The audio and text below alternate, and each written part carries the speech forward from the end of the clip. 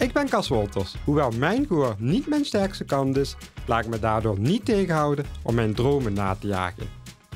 Ik ga bakken bij mensen die met hun beperking ook positief in het leven staan.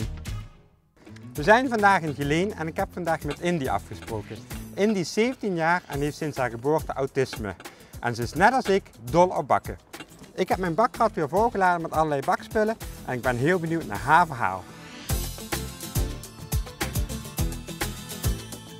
Hallo, Hallo, ik ben Cas. Hi, En jij bent? ik ben Andy.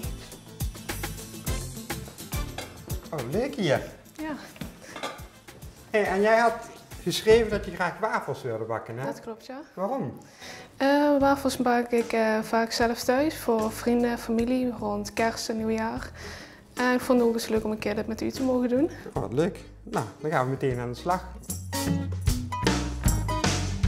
Ik vond het wel heel erg leuk, want normaal willen mensen altijd iets heel speciaals hebben. Maar jij zei, ik wil wafels bakken. Ja, klopt. Gezellig. We gaan meteen aan de slag. Ik heb mijn keukenmachine meegenomen. En dan mag je alvast de boter alvast erin doen. Yes, dan mag je de suiker erbij doen. Top. Zo, dan gaan we de machine aanzetten. En je schreef in de brief, je hebt autisme, toch? Ja, klopt. En wat houdt dat in, of wat is dat dan? Autisme is eigenlijk iets in het hoofd waarmee je geboren wordt. En dat kan eigenlijk voor iedereen verschillend zijn, maar eigenlijk voor mij specifiek is het een beetje moeite hebben met contact maken met anderen of geluid en het verwerken van prikkels. Je vindt dit dan ook heel erg spannend? Ja, zeker. Ja, en hoe kun je je daar zelf dan bij geruststellen? Ik gebruik soms ook wel eens medicatie ervoor, bijvoorbeeld een spray om mezelf rustig te houden. Maar ook bijvoorbeeld even rustig ademhalen door de neus en door de mond uit. Maar ook een beetje op je af laten komen. Meestal als het eerst gedaan is, gaat het daarna ook beter. Want wat gebeurt er dan precies in je hoofd eigenlijk? Wat er eigenlijk gebeurt is eigenlijk een beetje paniek in mijn hoofd. Ik kan soms ook wel hoofdpijn door krijgen of wel eens duizelig. Want soms maak ik iets te veel stress om iets wat eigenlijk soms ook helemaal niet nodig is. Zodat eigenlijk gewoon... Maar dat is dan niet flauwvallen of zo dan? Of? Het is wel eens gebeurd, maar Ja? dat is dan bijvoorbeeld bij een wat groters, bijvoorbeeld een examen of iets anders wat eigenlijk veel kan uitmaken. Bijvoorbeeld of ik slaag ja of niet. Ja, dus er waren heel veel druk en spanning op zich Ja, aan. heel veel. Zo, die ga ik uitzetten. En dan mag jij zo meteen de bloem erin doen. Nou, mag de ammoniak en het zout. En de vanillesuiker erbij. Mensen met autisme die hebben bijvoorbeeld geen filter in hun hoofd. Dus eigenlijk alle informatie Dus geen zeefje als het ware. Eigenlijk geen zeefje. En eigenlijk alle informatie die binnenkomt kun je niet gelijk eigenlijk opsplitsen in wat wel belangrijk is of niet belangrijk Oké, is. dus dan zouden deze steentjes meteen bij jou er doorheen gaan? Ja. Okay. Eigenlijk is dan alles belangrijk bijvoorbeeld bij mij, waardoor het daar wat sneller te veel kan worden. Je bent ook een beetje een bakexpert, toch? Dat klopt, ja. Jij hebt een voorwaardige opleiding wat ben je nu aan het doen voor een bakker te worden. Klopt, ja. Want dat is ook je toekomstdroom een beetje. Dat is wel, ja, zeker. Ik vind het zelf leuk om creatief te zijn, om met mijn handen te werken. Bakken is een van die dingen waar je dat heel erg mee kan, hè? Ja. En ik las ook iets van anime, toch? Anime. Anime, ja, wat is Ja. dat dan? Dat zijn Japanse tekenfilms en die kijk ik ook al een hele tijd. En ja, ik raak er heel erg geïnteresseerd in. En ik vind het vooral leuk om daarna te kijken. En ik las ook iets over cosplay, of niet? Ja, klopt. En wat is dat dan? Dat zijn eigenlijk verkleed je dan bijvoorbeeld als een karakter van uit die tekenfilm. Oké. En dan doe je een pruik op en verkleed je eigenlijk precies als dat karakter. En daarmee kun je bijvoorbeeld Je naar... mag nog even de rand nog even goed meenemen.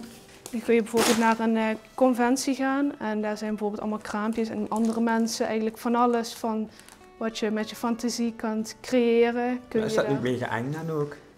En de eerste 2 keer is mijn moeder ook mee geweest. Dus op zich voor de eerste keer was ik vooral benieuwd naar wat er allemaal te zien was. Maar nu iedere keer ga ik ook naar dezelfde, dus dan kun je ook een beetje verwachten van wat daar allemaal is. Dus als je een keer hebt ervaren en mee hebt gemaakt, dan is het ook minder spannend dan? Ja, dat wel. Nou, de wafelijzer die is volgens mij goed warm is geworden. Ik heb bakspray meegenomen. En ik denk dat we de eerste 2 keer even goed moeten insprayen, zodat hij niet gaat plakken. Ja. Wil jij dat doen? Ja, is goed. Ik gebruik er altijd een spuitzak voor. En dan kan ik gewoon Zoveel ongeveer. Oké. Ja, heel goed. Stevig, hè? Ja, die zijn stevig, ja. Zo goed? Ja, dan wordt dan een mini wafeltje. Ben je niet zo'n grote eter?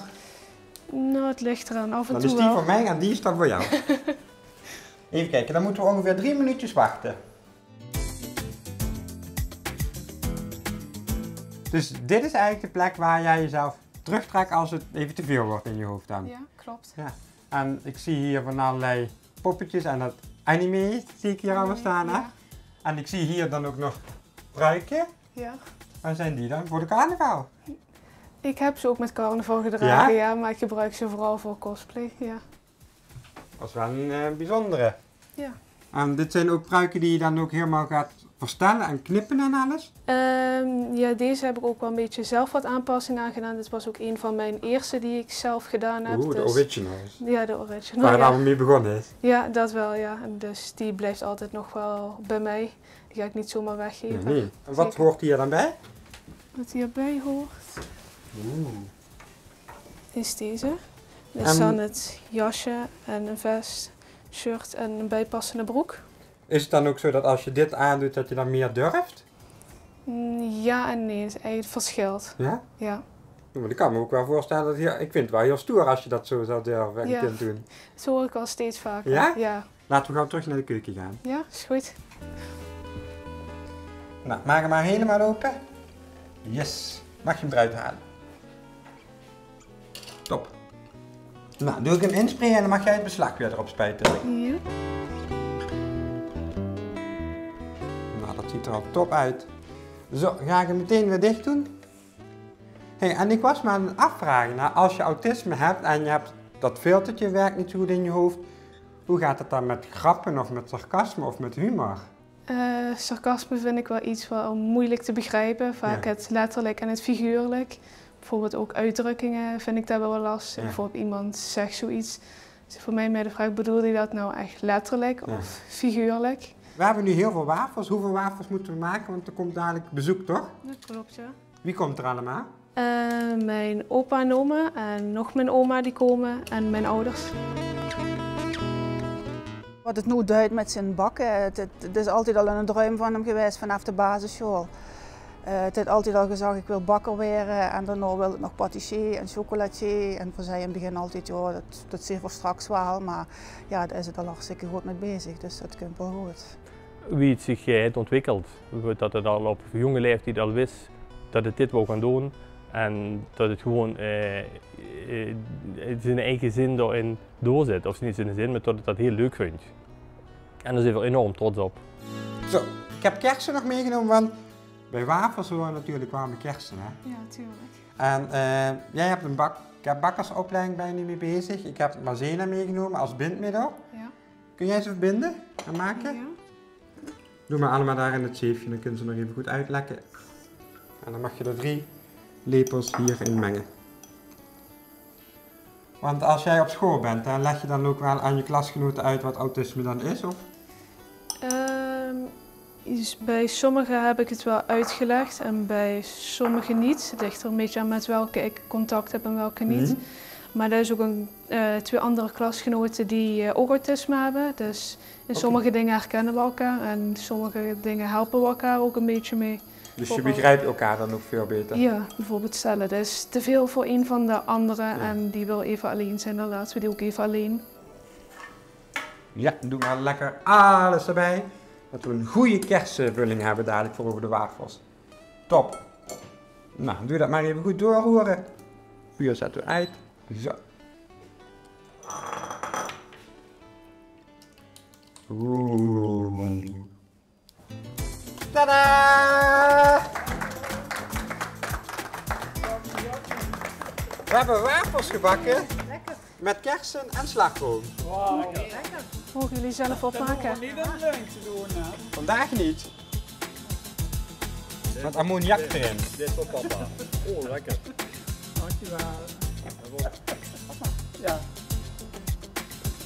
Hier nog een leuk lepeltje. Ja, dank je. Ja. Ken niet Zo. Kom maar.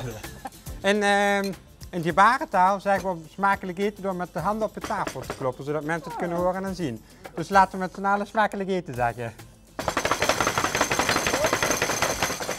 Nou, proost!